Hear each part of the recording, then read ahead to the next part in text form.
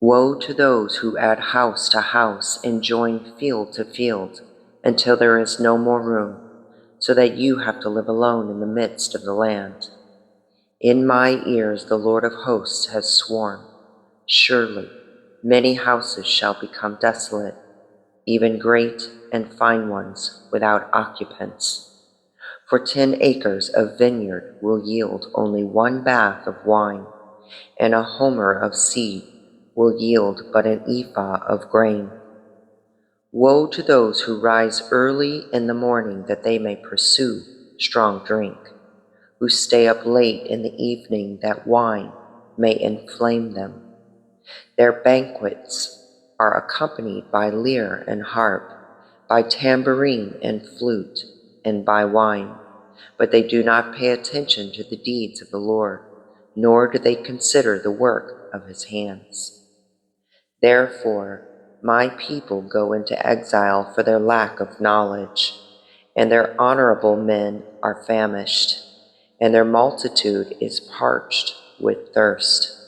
Therefore, Sheol has enlarged its throat and opened its mouth without measure, and Jerusalem's splendor, her multitude, her din of revelry, and the jubilant within her descend into it.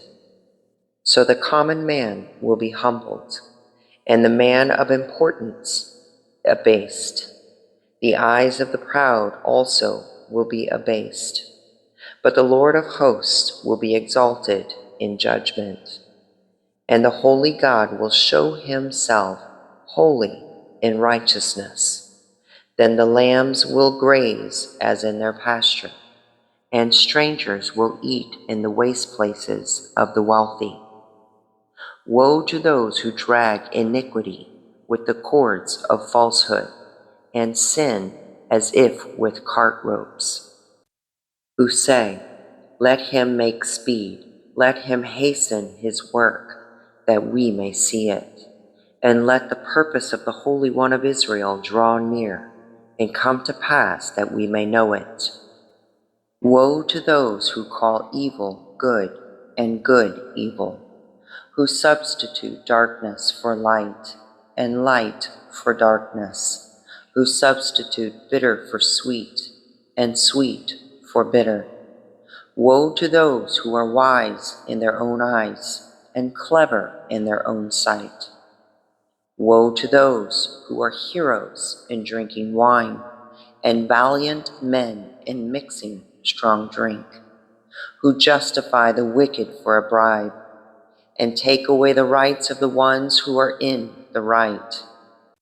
Therefore, as a tongue of fire consumes stubble, and dry grass collapses into the flame, so their root will become like rot, and their blossom blown away as dust. For they have rejected the law of the Lord of hosts, and despised the word of the Holy One of Israel. On this account, the anger of the Lord has burned against his people, and he has stretched out his hand against them and struck them down, and the mountains quaked, and their corpses lay like refuse in the middle of the streets. For all this his anger is not spent, but his hand is still stretched out. He will also lift up a standard to the distant nation, and will whistle for it from the ends of the earth. And behold, it will come with speed swiftly.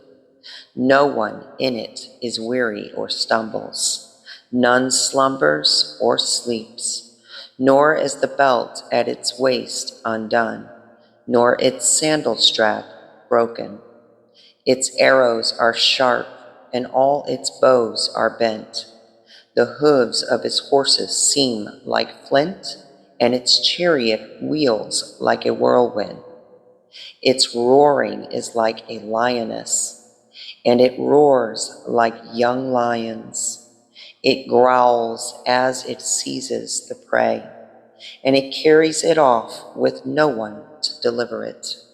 And it will growl over it in that day like the roaring of the sea.